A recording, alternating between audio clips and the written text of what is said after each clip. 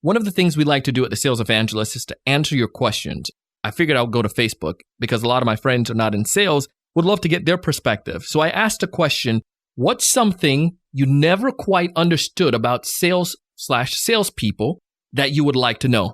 A bunch of questions came in, but today I'm going to answer two of them. One of them was about how do you sell to someone that you already have a relationship with, but not tarnish that relationship if it doesn't go well. And then two, I never quite understood when I say, no, I am not interested. They still keep trying to sell me. No means no. Now, these are both great questions, and I'm going to take some time and answer them or to give some of my thoughts on them. If you're a sales rep, take this, apply it. Perhaps it can help you as well.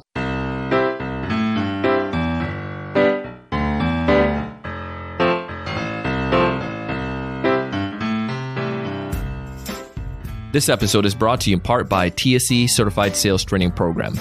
It's a program designed to help new and struggling sellers improve and take their skills to a whole new level. Get access to the first 2 modules absolutely free.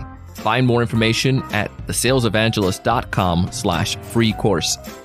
This episode is also brought to you in part by Sales Success Summit. This year's Sales Success Summit is held in Austin, Texas from October 14th through the 15th. Learn from the top 1%ers in sales, what makes them succeed, and how you can improve. Sign up today at top1summit.com.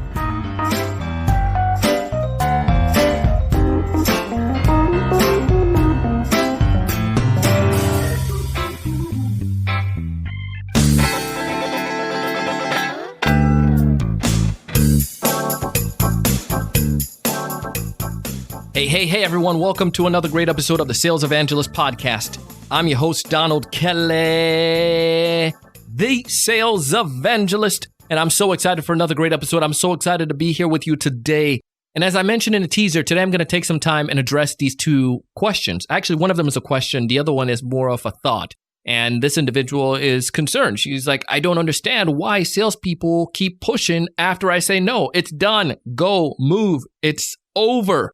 This one is something that I'm going to address second, but I want to talk about the first one. It comes from Brian Bone. The question states, one of the biggest things that always eluded me, still does, is how do you build genuine relationship with cold or even warm contacts without ramming a pitch at them?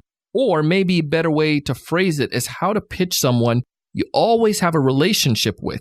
How do you ask for their business and at what stage of the relationship? And if they say no, how do you maintain that relationship without them thinking you're just looking for another opportunity to sell them? It's great. Anyone in sales ever had a situation like this? Raise your hand. You're raising your hand or you're mentally raising your hand because you know it's true. You've had, maybe if you sold B2C, you've had situations where it's a product and you know it could benefit friends or family. So obviously you go towards them. And you've seen it too when companies like that, people do life insurance or people who are in real estate. Or if you're selling cars, those are the ones you're thinking consumers, people that you know, and you see some of your friends and your family. So you're like, let me go and talk to them. Now, the danger in that is how do you go and approach an individual? I'm taking this question in multiple different ways, but one of the ways that I'm seeing is how do you approach that individual now without imposing something or just like pushing a pitch on them without them feeling like, okay, well, Donald is just trying to get one off on me, trying to get some money off of me, and that's it. Does he really genuinely care? And I would say, let's scale that back and think about it. Your first thing is that you're solving problems. You have to be focused on solving problems. And you're helping someone who has a problem to persuade themselves to address that problem. One of the best ways you can do that is through education. And oftentimes you can educate people who already trust you. I believe in the statement that it's not what you know, but who trusts you. So if I have a friend or a family and they have a genuine problem, I have a moral obligation to, and I have a solution for that. It's my moral obligation to at least explain or express to them a way that they can fix that said problem. But you have to be careful that you don't necessarily push a small problem and exasperate it into something that is much bigger when in actuality it is not. So let me give you an example. Let's say you do sell cars and you have some friends and family with a 10-year-old car. The 10-year-old car is a Honda or a Toyota. It's going to go for another 10 years and it's running perfectly fine for them. They maintain it. They change the oil. Do you think it actually makes sense for them at this point to go into debt and to spend $20,000 to $30,000 on a new car just because a friend or family told them about the new features in this said car? that's not necessarily a need. It becomes a want, and you're not necessarily solving a true problem. But let's go back and let's see if the problem is they have a 10, 15-year-old car and it breaks down on them every single week and they're spending $300 every week to fix it. That's adding up. You have a solution. Perhaps they can just lease a car, or maybe they can go ahead and invest and get a loan and purchase a car. Maybe not the $20,000 one, and maybe they don't have the income for that. Perhaps it's going to be a $15,000 or $20,000 or $18,000 car or a $10,000 car. But they can go to a credit union and help them to get and to solve that problem. If you solve the problem for them and you are genuine and they trust you, what will happen is that they potentially will lead you to other people with more problems that are like them. Or the simple fact is they're going to come back to you again to buy something else later. The issue with this comes when the sales rep is told by the manager to go talk to, it's a numbers game. So they tell you go talk to 10 or 15 of your friends or your family members. And then you go and you're thinking that you're just going to explain this to them and you need to, get them to hear you. And then as a byproduct, then a few of them are going to buy from you. And then they feel guilty. The friends feel guilty and they're not going to necessarily want to do that because they don't have a true problem, that you're just pitching something towards them and they don't necessarily care about that right now. Make sense? Also consider your approach. If I have a friend or a family and they have a challenge, I love talking about this idea. You set the rules before you play the game. So the way that I would do this is I may approach my cousin or something like family member, or maybe it's a friend, and say, you know what, if I'm going to share something with you, but if it doesn't make sense, I want you to be straight up open with me. We're a family, we're a cousin. I just want you to know there's no hard feelings or anything like that, but you're going to be open and just tell me yes or no, right? No beating around the bush. Cool. And obviously you know me and I love you and I trust you and I know you trust me. So I'm not going to try to ruin my relationship with you by trying to share with you something that doesn't make sense. But here's the thought. I recognize that you have a vehicle and you told me for the past month now that you're taking it to the shop and you're spending $300 every single week. Why are you doing that, man? I can help you if you desire. Now, I'm not trying, you can go with any other car salesperson, but I just want to tell you about an option because we've seen people who are doing the same thing since I started working at this company or at this dealership. And if it makes sense for you, I'd love to at least show you, but I want you to be straight up with me and just tell me, Donald, no, I can't afford that, or Donald, no, we're not necessarily looking into doing that right now, but I want to give you an option because I think you're wasting money and I'm being honest with you. I feel that we have a solution that potentially can help. And if it's a friend or a family member, of course, because you come at it with a form in a way that's loving and you also set the rules before you play the game. Like I'm going to tell you about the company and you don't have to buy from us, but I'm just trying to be upfront with you. But again, if the trust and the love is there, people would recognize that. That's how I would answer that question. If it's somebody that's warm, it's a prospect or a friend that somebody you've built a relationship with on LinkedIn, and now you want to extend an opportunity or offer to them, it's the same idea. Again, if I have something of worth, if I could solve a problem for you, and you vice versa, if you have something of worth and you feel that it can solve a problem for me, you should come and tell me about that. I've purchased things from friends and I have not purchased things from friends because some of them, even though it could solve a problem, it wasn't necessarily a huge problem for me right now. But maybe later on, I went back to them. One of my friends got me involved with life insurance. I was fresh out of college, bro, and I'm thinking I'm healthier than an ox. Thank you, Eric Smith. And he introduced me to the concept of, bro, you're getting married. And I was like, yeah. He's like, what happens if something happens to you? And I was like, yeah. And we got into it. I needed to make that investment and prepare for my, the future now and stop thinking about this wild, college kid. And that's when I got my life insurance from a friend. And since then it's evolved. But the thing about it is that Eric cared for me and yeah, he was trying to do his job, but I also saw that he was genuine and he wanted to help. So I hope that answered that question. It comes if it's genuine, if it's love, if they have a problem and you could fix that problem, I think that's when you would go in and explain that. This episode is going to go a little bit longer, probably go to about a 15-minute mark. But the next question, I really want to talk about this. This comes from Dawn. And Dawn asks, I have never understood when I say no, I am not interested. They still keep trying to sell me. No means no. Come on, leave me alone. And it's a great question because here is something I want you guys to be aware of as well. When it comes towards sales, everybody know that in selling, people will tell you, just like in the last example, it's about the numbers. But it's true, it is about the number. However, people take it to another extreme. It doesn't necessarily mean that you now see people as numbers. You do have to have a threshold. Say, for instance, naturally, if your ratio, there's going to be Pareto's law, right? And some of these other these statistics that might come in play that if you want to make a sale, you're probably going to have to talk to 15, 30 people, or depending on your industry before it happens. In my situation, speaking about me as a sales rep working for a corporate at the time, what started to happen was I just saw a list of names and I saw numbers. I did not see that this was Dave Johnson, the CTO at this company, who also has a wife and 3 kids, and one of them is having an anxiety problem.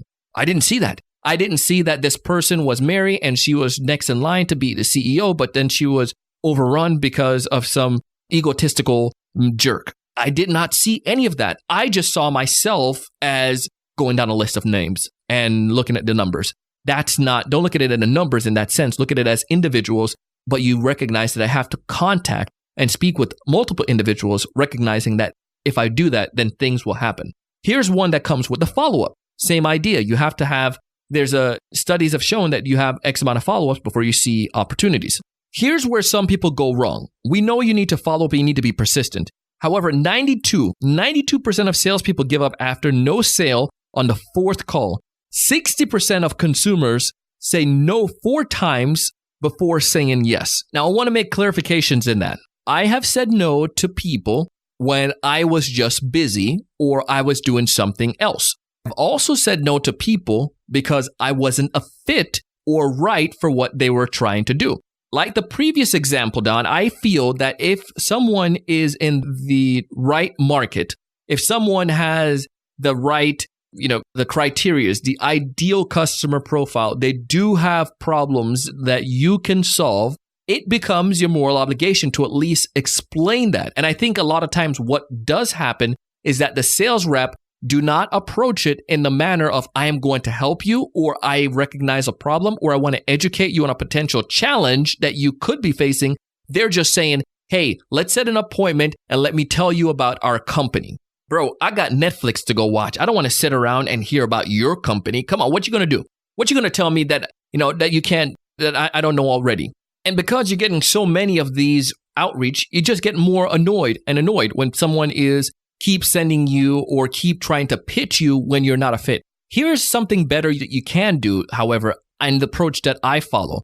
It's called building the relationship, or it's called being everywhere. So let's say, for instance, right now, some of you are listening to the podcast. You're probably not going to purchase something from Donald or the sales evangelist today or tomorrow. However, in maybe 6 months or a year, or when we open up a new course, you're going to probably say, you know what, I do need help on that. Donald has been sharing information on it. It makes sense. Let me go ahead and connect with Donald. So I'm providing content, a constant flow of content. I also share stuff on social media. So I'm trying to be present everywhere as well on the key platform where my ideal customers may be. So that's LinkedIn. And I also have a Facebook group, and some of my friends are on Facebook, a lot of my friends, and also on Instagram and Twitter. We also send out emails. So if somebody is in my pool, they make sense to they jump into our email, that I can target them and I can sell them on things that may be a good fit for them, product or services that we have, or I can express that or educate them about that. I also share content on LinkedIn where I share educational stuff, and we have a YouTube channel, so we're producing some of our videos there as well. If I'm reaching out to someone in a targeted outreach and a person expressed that they're not interested, then maybe the idea is, if it's going to be that 4 follow-up, maybe if they're not ready right now, perhaps I can put them into one of these other sequence and I can share, or I can do quote unquote outreach in a different way to that individual. Maybe they're not ready to buy this month, but maybe I can still connect with them. Or I can just simply ask, would you be open for me to continue to share information with you, educational information? If they say, no, just don't care, then let them go. But if they are open, but it's just not a good time right now, then look for ways that you can continue to educate them. One example where I had this was a 6-figure deal that I was working on for the company, the software company where I previously worked. And this purchasing agent I reached out to, and he said, no, he wasn't interested. Now, I didn't give up on him right then and there. Obviously, we have emails, so I recognized, and he was cordial. It just wasn't a good timing right now. So I didn't pitch him and say, hey, buy my product, but I maintained the relationship. I did a follow-up in a couple months later. And I stayed in touch with them several more months later. And then an opportunity came in the next year, probably about 6 months later, where they were ready or they were in a situation to buy. And we had an initial meeting and it took a while, so I had to continue to nurture it, and then finally started to snowball and started to pick up. But it wouldn't have happened if he didn't know I was present or if I was around. He said no initially, but I still maintained that relationship with the individual. And that's where I'm coming at with this situation. The 60% of people who say no right now, it's not that you persistently bug them for a week or 2 weeks and then all of a sudden they're going to say yes and buy from you. No, I think it's more of the 60% who will buy may not buy. The stat doesn't share when they bought. It just shared that 60% of people will buy after hearing no. So be consistent in a loving way and build relationship with that individual, and to share content or educate them in whatever platform or whatever means they like to digest content, and ask them, just have a conversation with them. If this is something that they would be open to learning more about in the future, then yes, continue and ask them how often would they like you to connect with them. Would they like to come to some of your webinars or listen to some of the podcasts or whatever? I hope this helped. I like getting these questions. I've gone through and answered questions all the time from listeners. And if you have a question that you would like to hear my opinion on, or there's a problem and you just really want to get some thoughts on that, I have some friends who are experts in the sales arena. Listen, I record episodes with them all the time. I can ask them. So don't be afraid. Go ahead and ask me a question. Connect with me on LinkedIn, Instagram, Donald C. Kelly, both places, LinkedIn and Instagram, and also Twitter, Donald C. Kelly. On Facebook, you can find our group, the Sales Evangelizers. I share stuff like this because I want to help you. I tell you about conferences and events, places that I feel could help you, and resources that can help you to improve your game, because I really care. I want you to find more ideal customers. I want you to have more meaningful conversation with your prospects.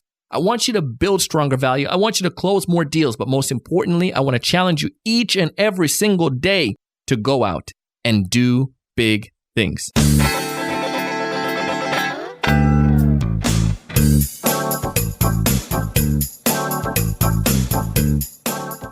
Hey, I hope you enjoyed the episode today as much as I did. And if so, I ask that you go ahead and leave us a rating and review on Apple Podcasts. If you haven't subscribed as of yet, subscribe. If you listen to this on Google Podcasts, Apple Podcasts, Stitcher, iHeartRadio, Spotify, wherever, just hit subscribe. I know you're going to continue to love our show.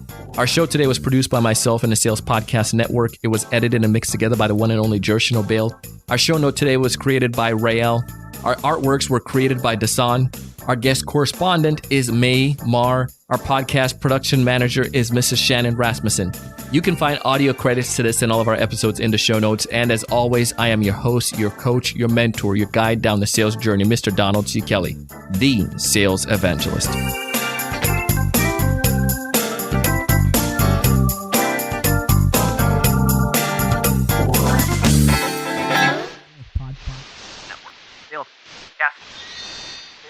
Sales Podcast Network.